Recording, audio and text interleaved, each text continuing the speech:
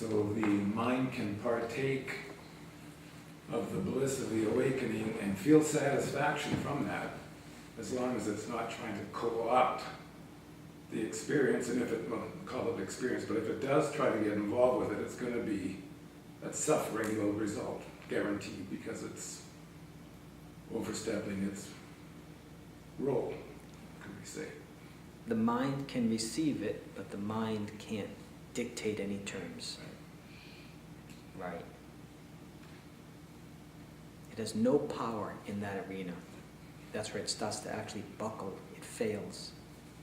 Gloriously, not dismally.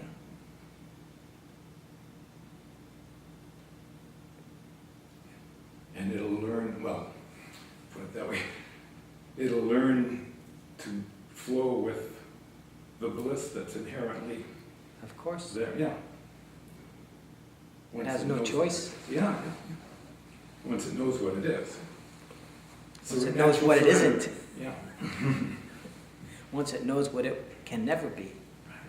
And then it can innocently assume itself juxtaposed next to that which transcends it. But it doesn't pretend either to know anything about that process, or to try to control it, or to try to make something of it. Like, oh, I'm going to get rich to this now that this opening has happened. If you're doing that, you're trapped. And it'll feel so fulfilled that it won't even think of those things. It might, for a while. Okay. Here we have to introduce the notion of deepened absorption over time, because one little glimpse is not enough. So you have to keep communing and letting your mind commune in a spontaneous manner with that which transcends it, graciously, with graciousness and ease, for as long as that is necessary, for the mind to fully understand that it is that and that alone.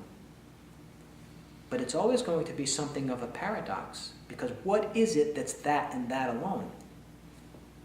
It's not that. It's the mind's relationship to that that gives rise to a declaration like that. Even though that relationship has ceased in some very real sense, once you're able to utter that truthfully.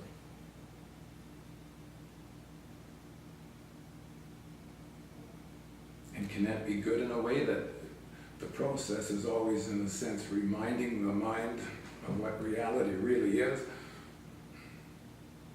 Of course it's good. So it's going deeper and deeper and deeper. Everything that happens is good beyond that point, Yeah. even if it's bad. Yeah, right. Especially. Even if it's bad, it's good. Because what's going to unravel at that point is something that is not able to be organized by you in the same way that you organize your outer life with the use of the will, strategy, agenda. To get to work every day and work from 9 to 5, that requires an act of the will. It requires deliberate focusing, deliberation. It requires effort. All that happens on the outside of existence, pure existence. On the inside, you have a radically different sense. There, only effortless being exists. And you will have to see the ins and outs of how effortless being relates with all this other organized stuff to understand the truly liberated condition.